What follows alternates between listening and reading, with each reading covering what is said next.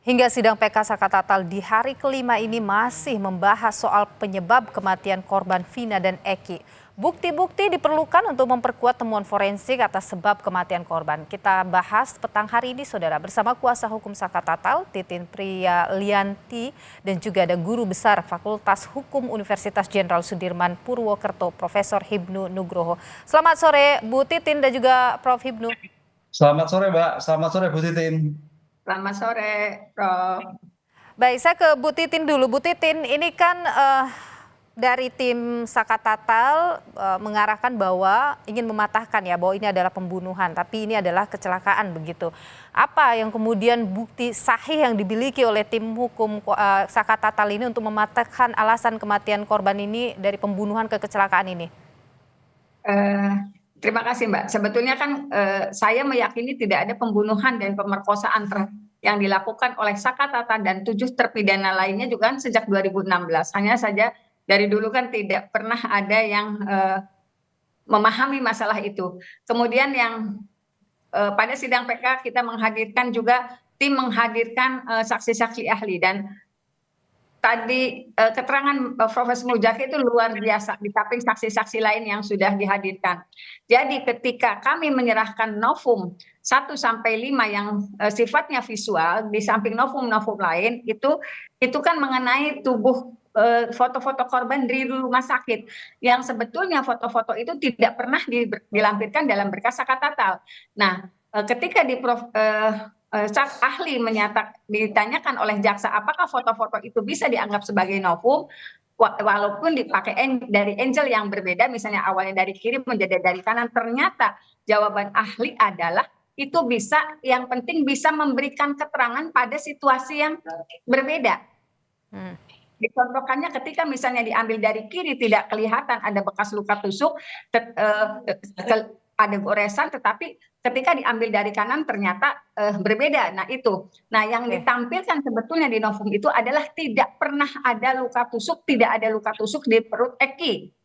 Dan kemudian kalau tuntutannya pemerkosaan, ternyata pakaian dalam Vina melekat utuh, mohon maaf, dengan pembalut dan kakinya mulus. Apa iya pemerkosaan dilakukan oleh 11 orang dengan bagian tubuh yang masih sangat dan pakaian dalam yang rapih gitu. Ternyata kan itu terbantahkan oleh ahli karena memang novum itu tidak pernah dihadirkan di persidangan sebelumnya. Oke, baik, itu yang membuat Anda yakin bahwa ini adalah kecelakaan, bukan pembunuhan gitu, Bu Titin ya?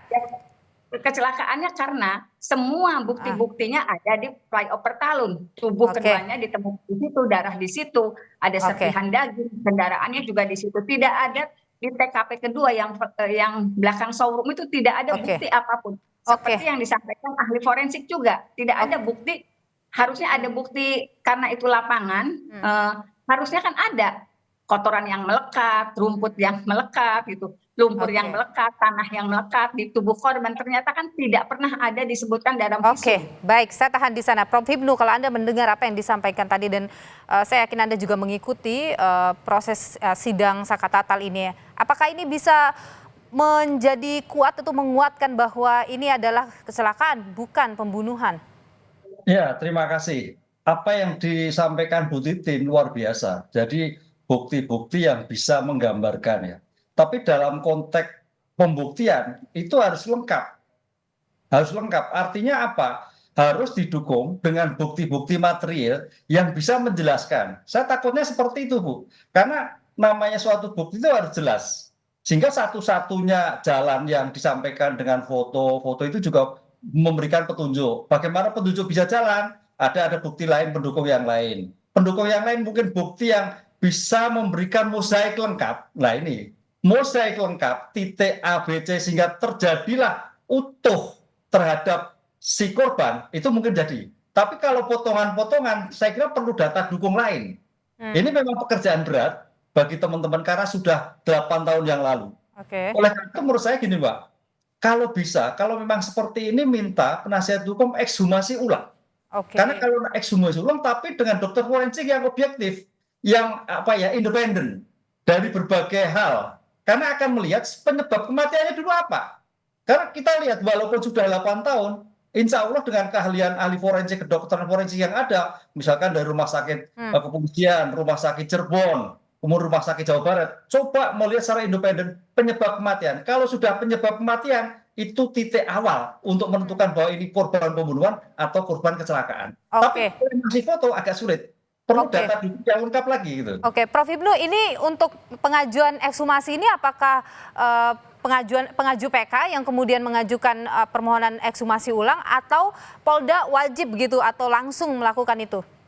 Nah, karena kemarin kan Kapolri kan sudah menyatakan seperti itu. Jadi kalau apa namanya pengungkapan kembali, kalau memang itu pengungkapan kembali, kalau hanya berdasarkan bukti keterangan-keterangan itu agak lemah. Hmm. Karena era 8 tahun, satu-satu yang bisa bicara adalah forensik.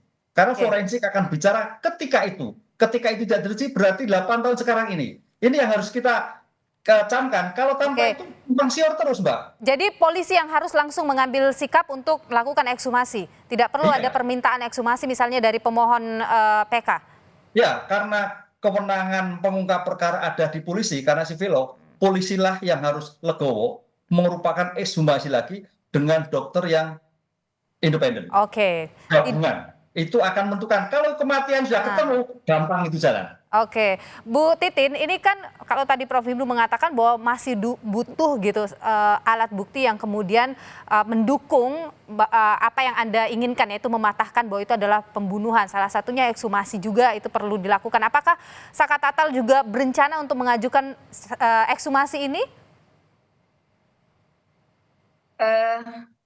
Kalau dari pihak kami, Mbak, barangkali kami sudah berusaha membuktikan baik dari bukti-bukti novum yang kami miliki juga menghadirkan saksi yang Widi dan Mega itu yang awalnya tidak tersentuh oleh siapapun tapi berhasil kita hadirkan, dan di situ dinyatakan pada pukul 22.05 sampai 22.00 sebelum pukul 11, setengah 11 itu pada tanggal 27 masih berkomunikasi. Kita juga buktikan bahwa betul Mega dan Widi itu berkomunikasi dengan Vina, dan Vina saat pergi itu dari rumah Widi dan menggunakan pakaiannya Vina.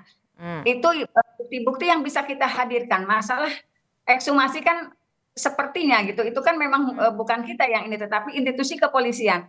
Jangankan misalnya kita memohonkan ekshumasi, mengenai kami sebetulnya kan dari tim saja sudah meminta kehadiran 5 anggota Polri yang melakukan olah TKP.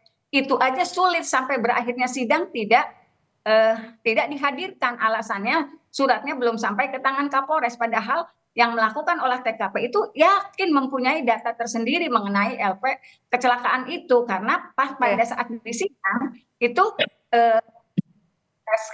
sketsa yang dihadirkan oleh majelis itu tidak diakui oleh anggota Polres Sumber itu sebagai sketsa kecelakaan yang mereka buat. Jadi jangan melakukan ekshumasi, untuk surat aja kan, permohonan aja tidak diabaikan gitu. Oke, Prof. Ibnu, kalau misalnya ini Polri tidak melakukan ekshumasi, kalau kita lihat Saka Tatal juga permohonan ekshumasi, mereka merasa ini peluangnya sangat kecil gitu. Apakah kemudian ada pihak di luar institusi Polri yang bisa melakukan scientific crime investigation mundur lagi ke 8 tahun lalu untuk membuktikan secara ilmiah apa ini yang sebenarnya terjadi gitu?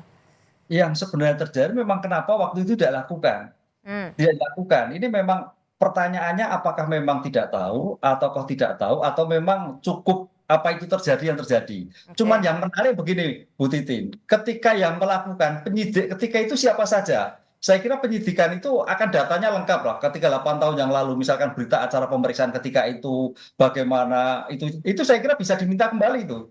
Bisa dimintakan untuk dihadirkan. Karena ini bagian dari pengungkapan suatu perkara. Tapi ini kan pemeriksaan perkara. Sekarang padahal ini adalah PK. Takut saya gini Bu Titin. Ini kan PK itu adalah permohonan dalam arti perdata. Pemohon termohon. Ketika pemohon yang dimintakan apa? Adalah tentang Saka Tatal. Takut saya nanti hakim melihat, loh ini nggak dimintakan suatu pemeriksaan awal kok jadi pemeriksaan awal lagi. Bukan pemeriksaan apa namanya perbuatannya kok pemeriksaan. Ini yang saya kira harus hati-hati jaga, karena dalam permohonan PK itu apa hakim akan memutus ya apa yang dimintakan. Yang memintakan adalah Sakatata tidak tepat di tempat. Sakatata ada di luar sehingga tidak tahu apa-apa yang terjadi. Karena anak-anak kalau tokoh diminta tidak tahu mengerti apa yang terjadi suatu peristiwa. Ini yang saya khawatir dalam konsep ini, karena perdata itu hakim tidak aktif, pasif. Seperti ini kan beliau kan pasif, banyak A, B, C dan sebagainya. Ini mudah-mudahan konteks ini adalah hakim berpijak pada kepentingan yang objektif. Saya hanya mengandalkan itu, Mbak, melihatnya seperti itu, Mbak. Apa yang dilakukan Bu Titin. Oke, Prof Hipnu begini, kalau kita lihat ya dalam keterangan yang disampaikan ahli juga bahwa penyebab kematian yang dituliskan dalam hasil visum itu kan menyatakan bahwa kematian tidak wajar, tapi memang tidak detail itu dituliskan di situ. Anda melihat bahwa hasil visum yang tidak detail seperti itu, apakah bisa jadi dasar hakim pada persidangan itu kemudian bisa memutus ini karena pembunuhan, karena kematiannya karena kecelakaan atau karena pembunuhan begitu, atau seperti apa, Prof Hipnu? Ya, visum adalah suatu alat bukti yang menggambarkan ketika peristiwa itu terjadi. Maka dibuatlah suatu keterangan tertulis oleh dokter. Nah, visum itu akan menggambarkan sebetulnya kalau visum yang baik, saya kan dosen kriminalistik ya, harus menuliskan situasi kondisi si jenazah, situasi tidak wajar itu karena apa? Harus jelas, benda tumpul atau benda lancip. Oke, jadi Pak, kalau kita lihat di visum ditemukan benda tumpul, tapi dalam alat bukti ada benda lancip, itu visum tidak berguna. Oke, jadi kalau misalnya hasil visum itu tidak lengkap dan tidak detail, harusnya tidak bisa menjadi dasar hakim mengambil keputusan. Nah, sulit membuktikan, kan harus jelas. Tadi saya akan contohkan, ketika barang bukti ditemukan benda tajam, tapi visum menatakan benda tumpul, visum tidak berguna. Jadi visum itu bukan sebagai alat satu-satunya, visum hanya untuk mendukung ketika barang bukti itu ditemukan. Prof Hipnu, pertanyaannya kemudian adalah apakah ketika hakim kemudian tidak yakin dengan hasil visum, hakim bisa meminta dilakukan ekshumasi? Sangat bisa, karena untuk memastikan hakim jangan sampai sesat, hakim keluh karena memutuskan sesuatu yang keliru. Disinilah suatu pembuktian yang masih abu-abu, karena kematian itu harus jelas disebabkan benda tumpul, benda tajam atau racun. Racunnya seperti apa, kualitasnya seperti, harus jelas penyebab kematian. Itu kalau kita kaji dalam ilmu pengungkapan suatu perkara itu. Baik, terima kasih Prof Hipnu sudah berbagi pandangan di Kompas Petang. Bu Titin, terima kasih juga. Saya tahu Anda lelah juga dengan persidangan begitu panjang, tapi terima kasih sudah berbagi informasi di Kompas Petang. Sehat selalu.